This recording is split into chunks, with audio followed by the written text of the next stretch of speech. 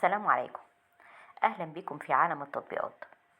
لو أنت مهتم بالجديد والمفيد في عالم التطبيقات، تقدر دلوقتي تشترك في القناة وتفعل الجرس علشان يوصلك مننا كل يوم جديد ومفيد في عالم التطبيقات، ونقدر نشرح لك كل التطبيقات اللي تهمك في حياتك، سواء كانت تطبيقات محلية أو تطبيقات عالمية.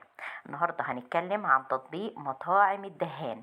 مطاعم الدهان دي من أهم وأفضل المطاعم الموجودة في مصر وفي الدول العربية. تقدر ان انت تتمتع بتطبيق تحميل تطبيق الدهان علشان تقدر تتابع الفروع القريبة منك والأكل المفضل لديك عن طريق تطبيق الدهان. التطبيق ده مساحته حوالي 18 ميجا بايت، وحجم عمليات التنزيل ليه أكتر من 100 ألف عملية تنزيل، وكمان تعليقه على جوجل هايل جدا، حوالي 4.4 من 10. كلمة تقدر تتمتع بعروض وخصومات كل ما بتشتري أكلك المفضل من الدهان، وكمان هيرجع لك رصيد نقط في حسابك تقدر تقدمهم بخصومات على زيارتك الجاية، وده وتتابع رصيدك في كل مطعم عند كل مطاعمك المفضلة.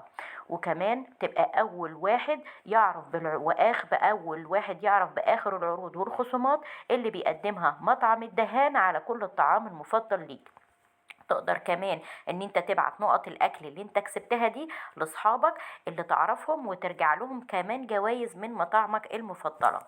تقدر ان انت تقيم زيارتك كل مرة وتاخد مكافآت على تقييمك. مطاعم الدهان من اهم المطاعم اللي بتقدم لك مشويات و... وحلويات ومشروبات وكل اللي انت تحبه. تقدر ان انت تطلب من التطبيق وتستلم من الفرع، او كمان يوصل لك لحد باب الفرع. انت لما بتطلب من الابليكيشن بيسألك هل انت معاك كوبون خصم ولا لا. تقدر تضيف لسعر التسوق كل الطعام اللي انت محتاجه واللي انت بتحبه عن طريق فروع الدهان الموجودة في مصر وفي الشرق الأوسط وكل الدول العربية. مطاعم الدهان من أفخم وأحسن المطاعم اللي التطبيقات عليها عالية جدا. تقدر تدخل بكود التفعيل بتاعك على سلسلة مطاعم الدهان وتستمتع وتطلب الأكل اللي انت بتحبه. أتمنى أكون وصلت التطبيق بشكل سهل وبسيط، وياريت بعد تحميل التطبيق كل واحد يقول رأيه في التعليقات، سواء كانت تعليقات إيجابية أو تعليقات سلبية.